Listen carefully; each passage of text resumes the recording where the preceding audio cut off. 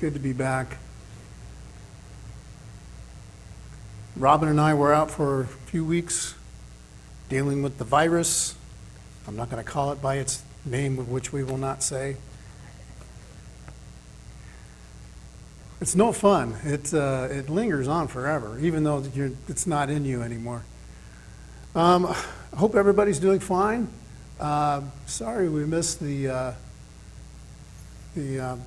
gospel meeting with Greg. Greg, that's his name, right? Greg Prince. I thought he did an excellent job. Seems like a very nice person. Yeah, we hope everything goes well with that. Anyway, we are studying this morning from the book of 1 Kings in chapter 18. Chapter 18. I wanted to just back up just a little bit. We are in the Ahab narrative where he is now the king. And I just wanted to back up a little bit and read in chapter 16 real quick. Starting at verse 31, it came about as though it had been a trivial thing for him, Ahab, to walk in the sins of Jeroboam, the son of Nebat, that he married Jezebel, the daughter of Ethbaal, king of the Sidonians, and went to serve Baal and worshipped him. So he erected an altar for Baal in the house of Baal, which he built in Samaria. Ahab also made the Asherah. Thus Ahab did more to provoke the Lord God of Israel than all the kings of Israel who were before him. So before we even got into the last couple of weeks' lessons and reviews, we see that Ahab was just the worst of the worst. And the only reason I bring this up is because I wanted us to remember this alliance that he has with this king, with his current wife, who is the queen, because it becomes really kind of a cornerstone of revealing of who Ahab is, why he does things. He just is like, and we've talked about this, it's just all about the power, and we're going to see that he's kind of a cowardly guy, but because he has power, he understands he can wield that power and do other things. And this alliance is really, I think Jezebel is calling a lot of the shots. That's my point. Because we see Baal worship is just rampant in the land. And chapter 17, we see Elijah having to travel around. God is sending him places. He's probably from the land, from Naphtali in the northern kingdom near Samaria. He goes to the king and tells the king, God says this, you're going to have a drought until I say you're not. And then he leaves, and God sends him over to this creek on the other side of the Jordan, and these ravens feed him, and he drinks the water from the creek. And so he does that for a while. God is performing these miracles for him, and this is one of the things I sent out in the email, that even though people have miracles and it might strengthen their faith, there's a lot of things about miracles that really don't help people. In fact, it just says a lot more about them. After a time over there, he goes up to Zarephath, and he lives with this widow. God continues to show grace to not only Elijah, but also to the widow, and provides for them some sustenance and food for as long, there's a great miracle that happens with this container of meal that just never goes away, and oil that doesn't diminish. And then we see this great disease happen to her son, and he questions God. He doesn't question God, but he says, look, this is what it looks like to her, like we came into their lives and now her son is going to die. And God, and through the strength of God, he performs a great miracle. And you guys did a great job last week. We did watch that and talking about all the implications of what went on there, that they see this great miracle. They're seeing who God is. And you can see from the beginning, the widow says, he calls Jehovah your God when he's talking to Elijah. And when they're done, she says, he is God. So it has a good effect on her, these miracles. But we're going to see some miracles happen again today in this text. And it has kind of a different effect on some people. And we kind of need to look at what that means in people's lives. Can it happen in our lives? And is it happening today? And we're going to go through all that. So before we begin chapter 18, let's have a word of prayer.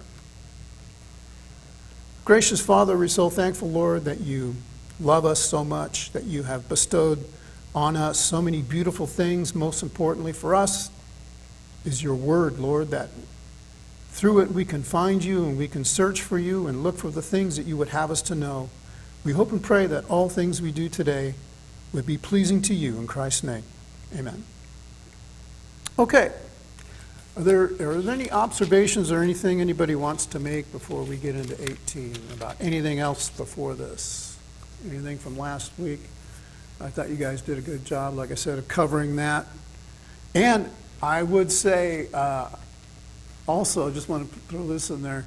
When Greg was up here, I really appreciated that you guys made it evident that you guys are Bible studiers, Bible students. And I think that's commendable on your part. And I really did appreciate watching all of that.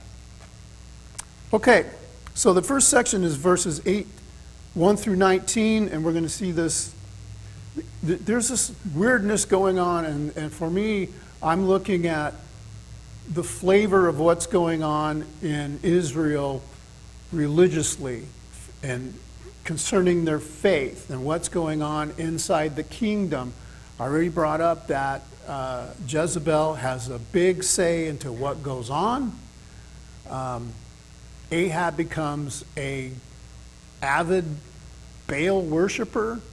And you guys did talk about who Baal is and what he's about. He is this rain god. He's the god of, the thunder, and he brings the rain. And so they sacrificed to him so they would get rain. And so God is, just like he did with the plagues, he's going right after this God. He's going right after him in this section.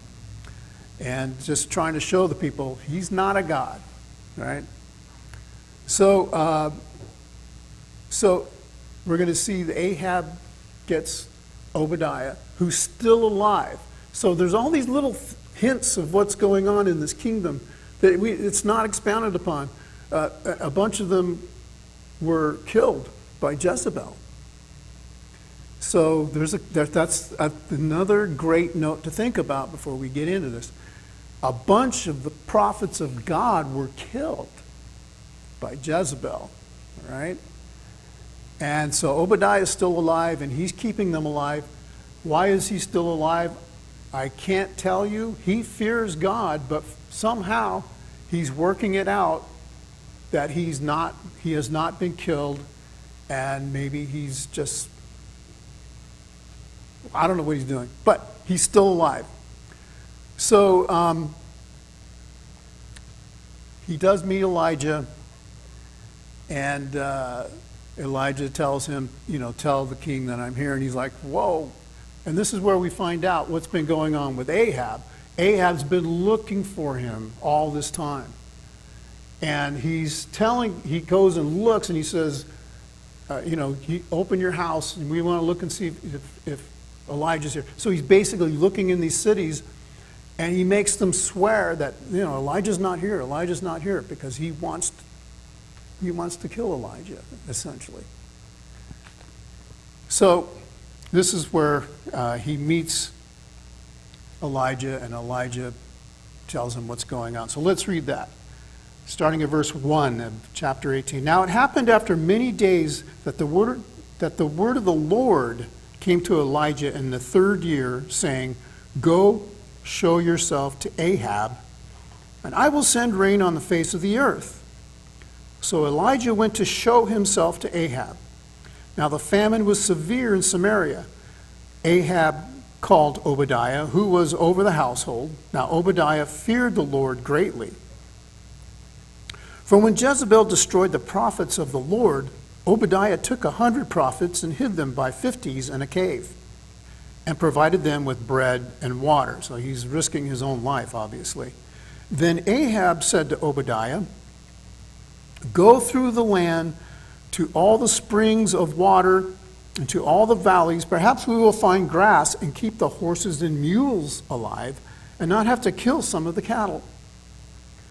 So they divided the land between them to survey it.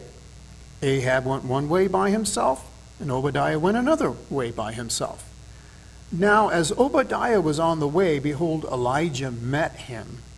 And he recognized him and fell on his face and said, "Is this you, Elijah, my master?" So here's Obadiah. He's got this great respect for the guy who tells the king it's not going to rain, and he cuts out and nobody's found him.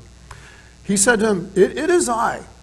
Go, say to your master, behold, Elijah is here." He said, "What sin have I committed that you are giving your servant into the hand of Ahab to put me to death? As the Lord your God lives, there is no nation or kingdom where my master has not sent to search for you. And when they said, 'He is not here,' he made the kingdom or nation swear that they could not find you." So here's Ahab. He's very strong in this way. Whether it's good or evil, he's very strong. I just wanted to point that out because we see him not be strong in other instances. Now you are saying, "Go say to your master, behold, Elijah is here." It will come about that when I leave you, and the Spirit of the Lord will carry you where I do not know. So when I come and tell Ahab he cannot find you, he will kill me. Although I, your servant here, feared the Lord from my youth. Has it not been told to my master that what I did when Jezebel killed the prophets of the Lord, that I hid 100 prophets of the Lord by 50s in a cave and provided them with bread and water? So he's making a case, saying, just don't make me do this. I'm a good guy. And now you are saying, "Go say to your master, behold, Elijah is here. He will then kill me." Elijah said, "As the Lord of hosts lives, before whom I stand, I surely will show myself to him today." So Elijah makes the case, we're talking about the God that you fear.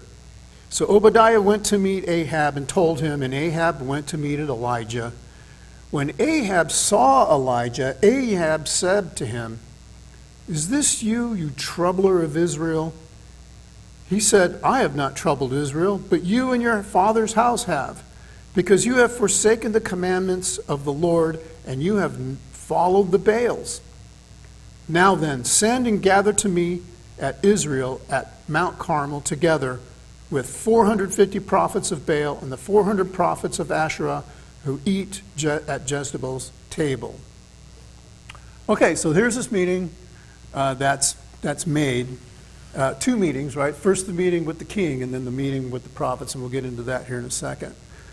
So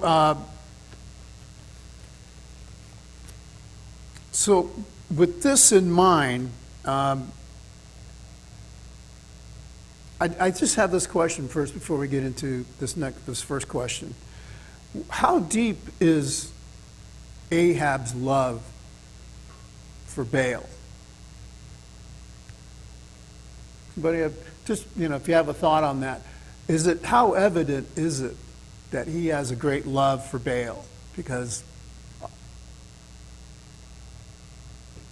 what are we not seeing him do? I mentioned this. What's going on in the kingdom here? We've got a queen who just killed a bunch of prophets of God. there's a drought in the land. What should he have been doing? Anybody? Yeah, it's pretty simple. You know, we look at that and we go, well, you know, if you just were repenting of this whole Baal thing and looking for God, and I think this is that trajectory of what God makes for everybody who's going astray. You just need to look after me. That's what God is saying to all of these people every single time. Even in lieu of all of their other sins that they may be doing, this whole sin about idolatry, God just draws that line, and he just can't deal with that. He is dealing with it, but what I mean by that is he can't forgive that, because this is a complete rejection of God. And this is where I see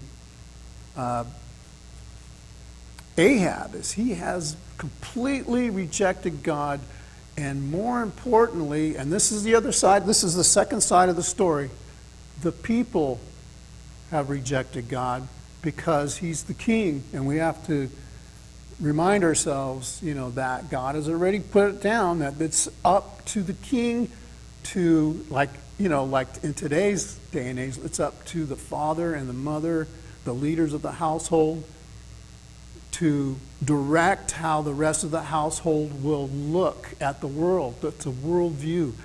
And Ahab does not have the correct worldview of who God is. And this is the big issue here. The people are going to be addressed as well, not just Ahab. So, comment on the peculiar way that a wicked man like Ahab refers to the great prophet Elijah as a troubler of Israel. Does this not happen today? That's the question. Is it weird that Ahab would call Elijah the troubler? He's going back to chapter 17:1, where, you know, Elijah's the one who tells him it's going to be a drought. Yeah, Ida. Ahab has always been an enigma to me. Okay. He's a very interesting person. And a part of, I think, why he addresses Elijah as such is because Ahab likes the status quo. He doesn't want anything to interfere with it. He certainly doesn't want to get Jacob. Okay. And to me, it seems kind of obvious that he lets other people take care of things. And here comes Elijah, and he's telling them, you know, this is not right. You're not helping. You're not helping the people, and you're not honoring God. And there's already been a drought that they knew about. So he doesn't want to do that. He'd rather just live in his little bubble and worry about what he wants, which Baal evidently gave him. You know, his following Baal allows him to do whatever he wants. So why do you want Elijah to come and tell him to change it? Wow. It's like today, if we tell people that they need to serve God, well, that's going to interfere with what I would do. Okay, there's a lot there. Okay, so what I said was, if you didn't hear, was he's happy with his power. He's fine with the way things are. He's fine, you know, with this whole thing with Jezebel and the Baal. You know, he gets to do whatever he wants under the auspices of having a god like Baal. And of course, it's that whole power thing. And he doesn't want some guy coming into his life and telling him and manifesting all the things that the real God has issues with. And you said something in there that is like, does this happen today? Is the question, right? Yeah, it happens today. Where do we see anything like that? Do we see that? Do we see anything like that ever? I see some yeses. Gary? Well, especially in other parts of the world, there is no freedom to worship the God you want to. You're not free. It's terrible. There's imprisonment, there's death, there's terrible persecutions for being Christians, actually. Oh, no. But in America, we hear quite a bit of negative things about true goodness and purity. Just the opposite is, if you really love, it's just the opposite now. You love sin. Okay, excellent point. I was thinking in terms of where we live, but we have freedom to believe what, the scriptures. We have that freedom. Some places don't, some governments do not allow you to have Christianity in your life. Or, maybe you're in one religion and if you convert to Christianity, that's, see, the penalties are horrible. So yeah, yes, it does happen. Absolutely happens today. Because people don't want to hear about something that they're not doing right before Jehovah. We just don't want to hear it. It's just one of those things. But I think, under the Christian paradigm, again, I say this all the time, Jesus changes what that meaning is. That, God is not this tyrant looking for, the mistakes that we made so he can send us to the bad place. He's trying to draw us near to him with love. Anybody else? Yes.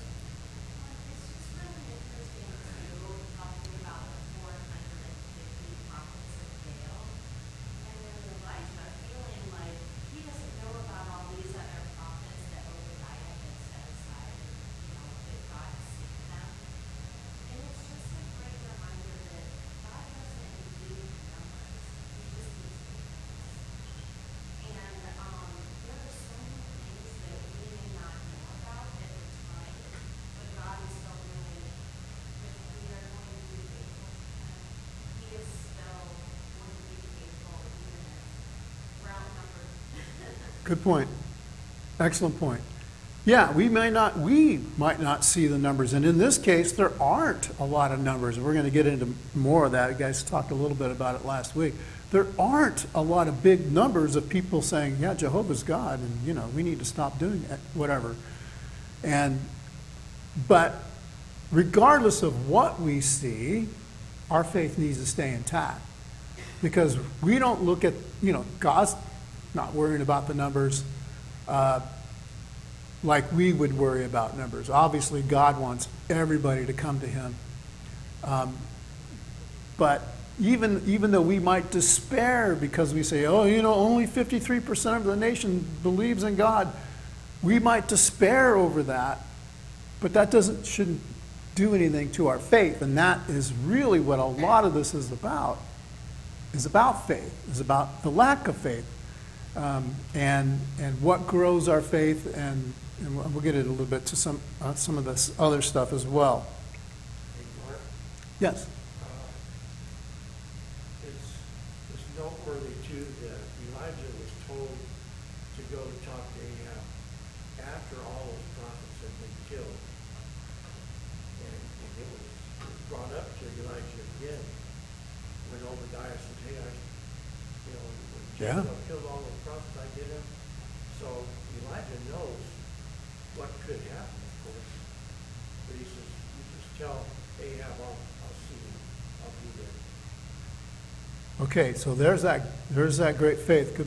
Great point. I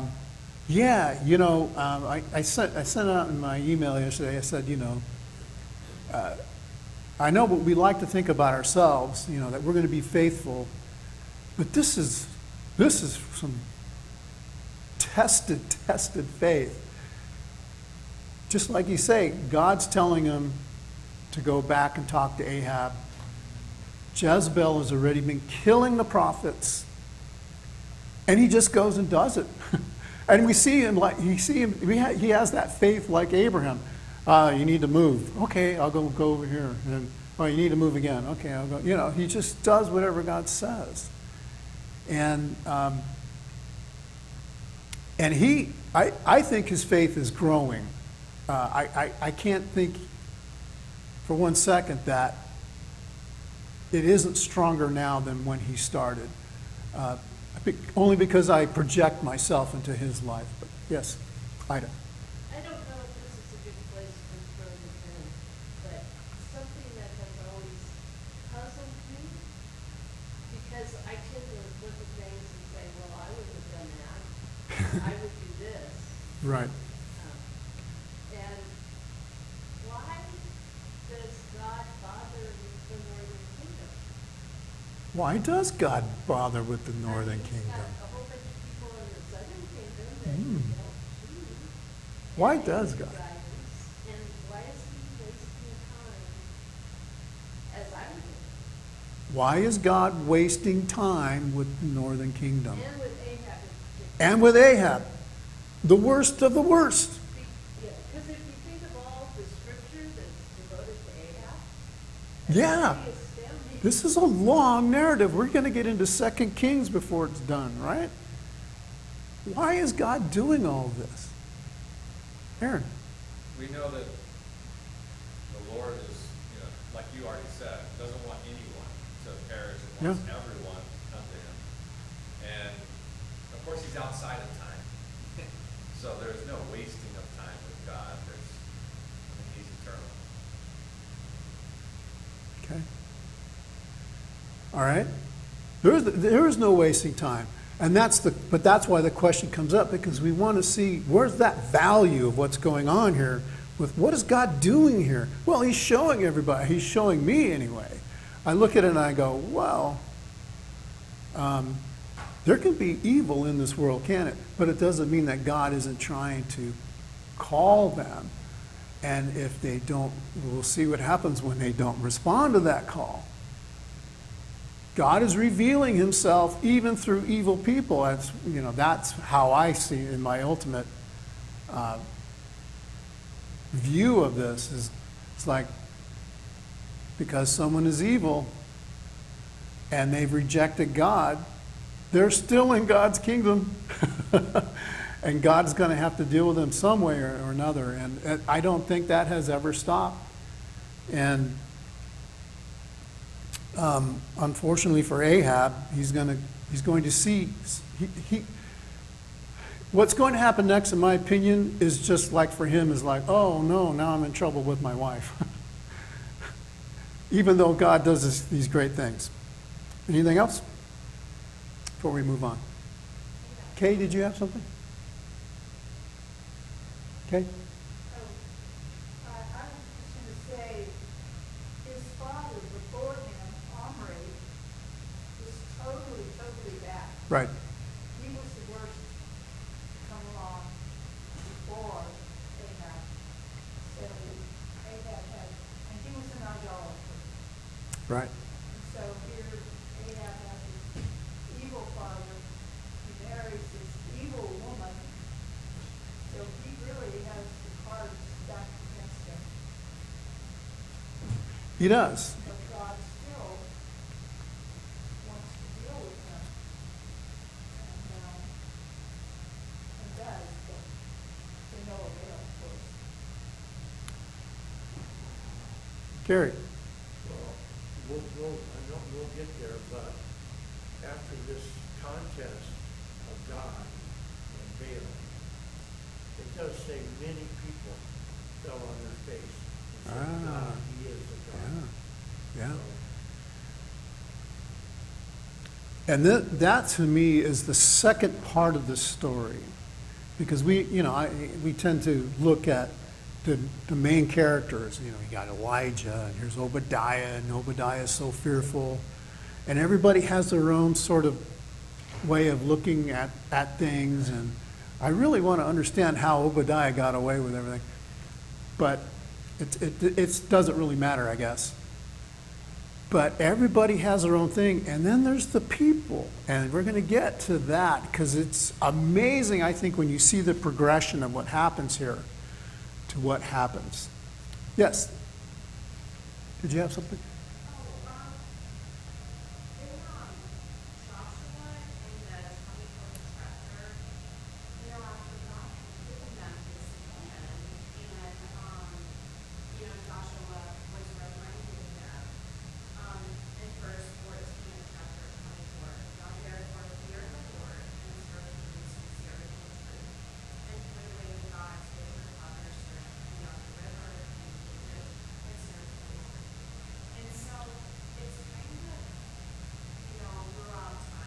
Yep.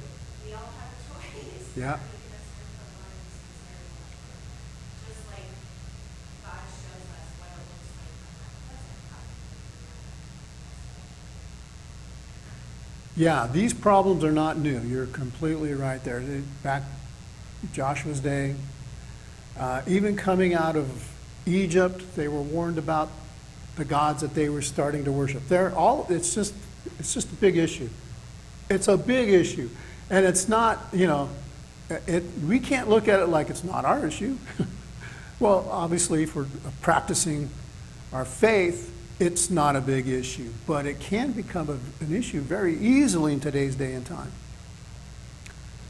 Anyone? Yes, Gary. Well, you brought up before, you said that the people, they actually worship Baal and God. And Yeah. This narrative brings that up. Yeah.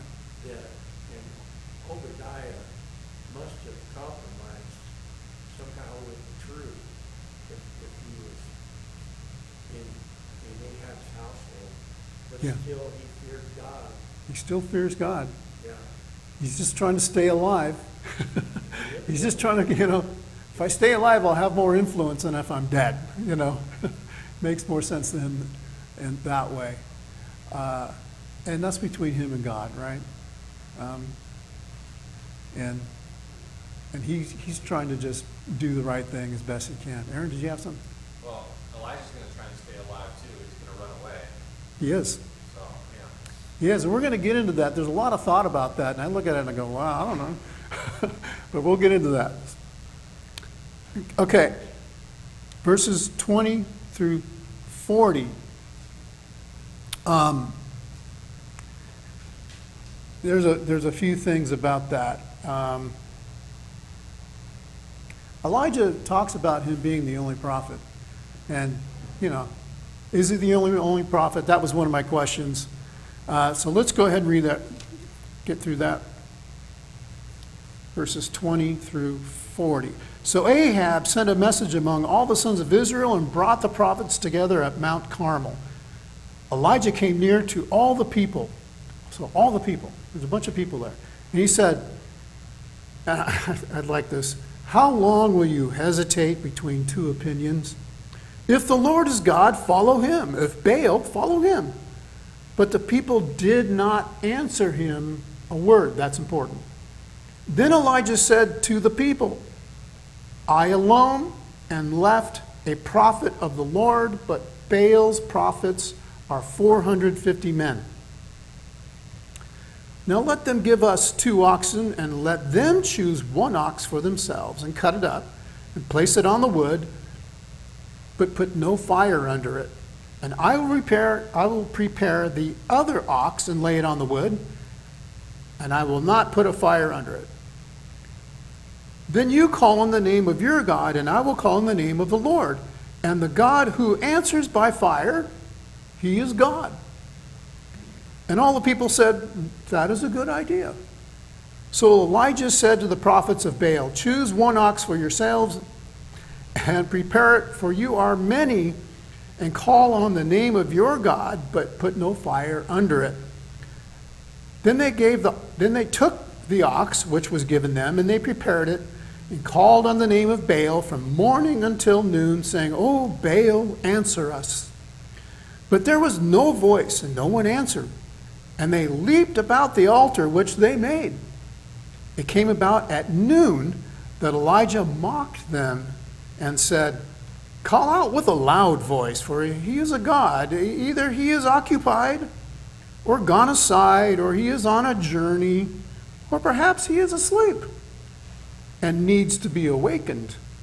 So they cried with a loud voice and cut themselves according to their custom with swords and lances until the blood gushed out on them. Okay. When midday was past, they raved until the time of the offering of the evening sacrifice, but there was no voice. No one answered, and no one paid attention. Then Elijah said to all the people, "Come near to me." So all the people came near to him, and he repaired the altar of the Lord which had been torn down. So Jezebel was, or whoever was on a tirade on that. Elijah took 12 stones according to the number of the tribes of the sons of Jacob, to whom the word of the Lord had come, saying, "Israel shall be your name." So with the stones he built an altar in the name of the Lord, and he made a trench around the altar large enough to hold 2 measures of seed.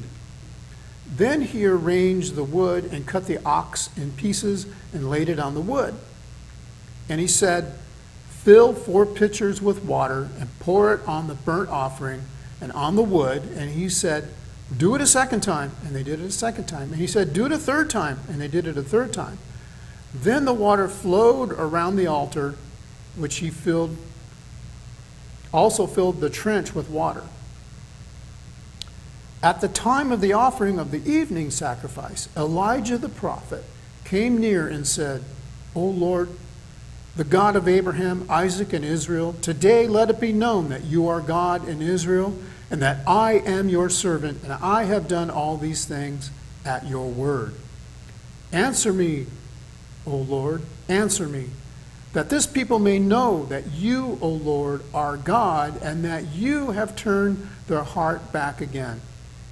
Then the fire of the Lord fell and consumed the burnt offering and the wood and the stones and the dust, and licked up the water that was in the trench. When all the people saw it, they fell on their faces, and they said, "The Lord, he is God. The Lord, he is God." Then Elijah said to them, "Seize the prophets of Baal. Do not let one of them escape." So they seized them, and Elijah brought them down to the brook Kishon, and they slew them there. Okay. Wow. So that's this is what I call the crescendo. And it's this great showing of power by God. He's directly attacking the Baal, who's supposed to bring the rain, who's supposed to bring the water.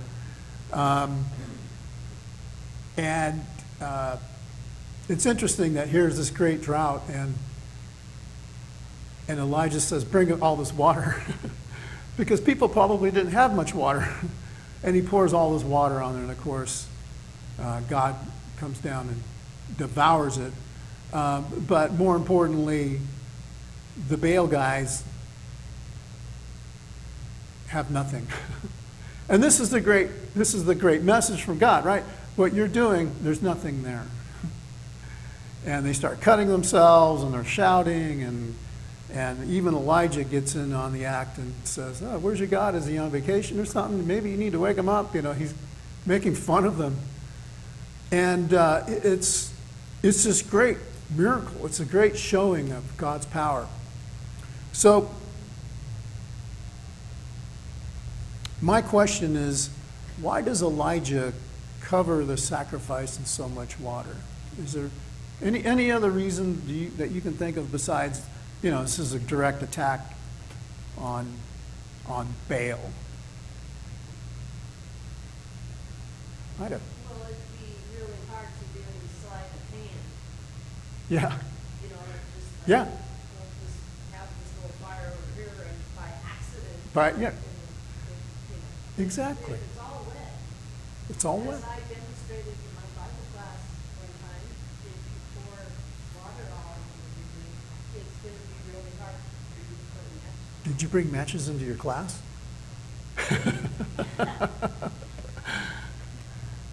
But that would be a great visual, right? You put a bunch of water or something, you can't light it. That's exactly it.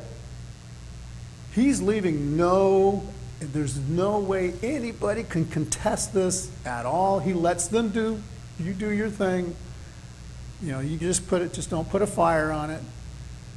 And he makes it so, none of us could light a fire where everything is doused with so much water and there's all, you know, I don't know. I read a couple of passages that talked about the amount of water on your, and the amount of water in the trench that was filled up. And I think it was a lot more than what I read. Because we're talking about a full-on animal here that needs to be sacrificed. And he's putting all this water in it. There will be no room for anybody to say, oh, you did a trick, right? Like when Moses was showing who God is with the whole staff becoming a snake and all that. And they said, oh, we can do that too. This was something nobody could do. So there's no room for contesting it later. Okay, so for me, is there anything else anybody wanted to add to about what's in this section that maybe you saw? Okay.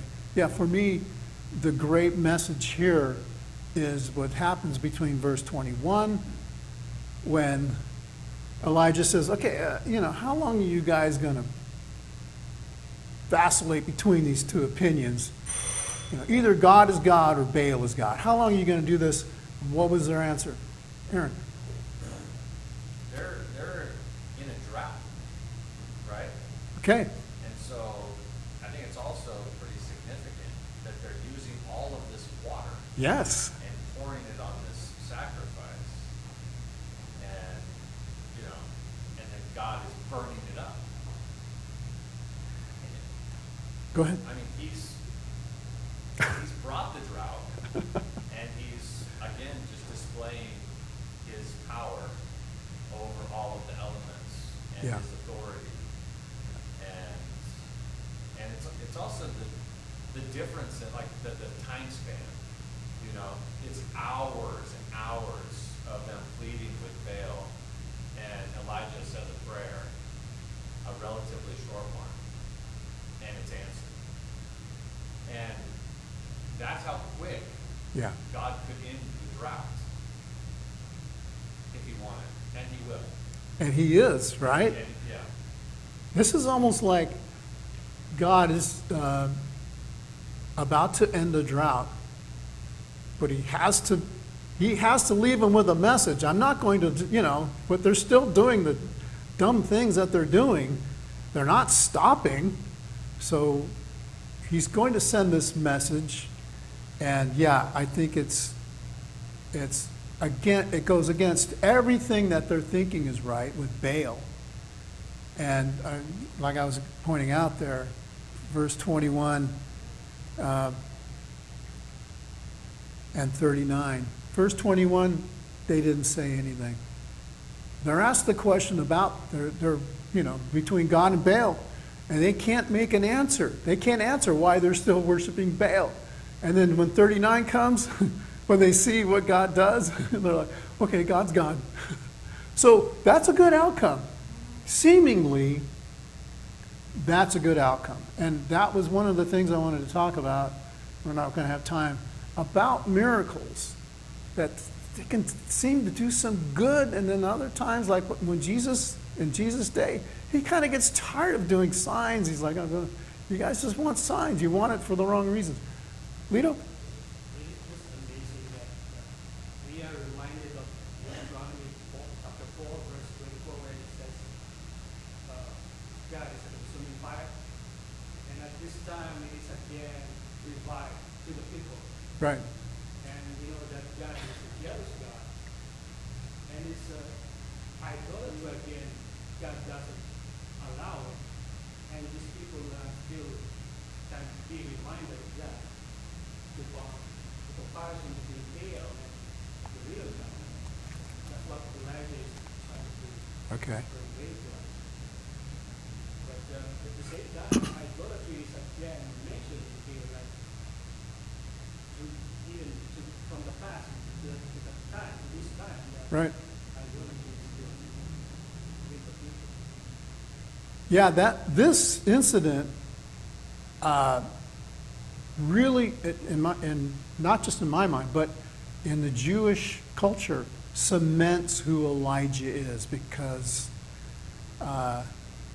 we see the importance of Elijah later, and I talked a little bit about that already. When they're looking for the Christ, he's going to be like Elijah, with the power of Elijah. And that it wasn't Elijah's power, it's that depth of faith that he brings. Did you have something, Aaron? Well, I just think that we need to recognize the significance of sacrifice to the proper place. Okay. And sacrifice is, it's something of value that we give to God, and in this case, it should be the most valuable thing that we can give. Good point. That's a great point. Yeah, I would imagine that when they were told to get all this water, I'm assuming, because this was, the king's doing as well, that he was able to do that. But he was probably very reluctant to do all that. But that's a good point. This was the most valuable commodity that they had. They were looking for it, right? This is in the middle of Ahab and Obadiah looking for sources of water so their animals don't die. Okay, just real quick. I question who helped Elijah kill the prophets. I don't think Elijah did it just by himself. It looked like these people were persuaded. We're going to leave it there. So we see this great thing happen, this great miracle. People are convinced, and we're going to see how powerful it is for some people and how powerful it's not for other people. Thank you.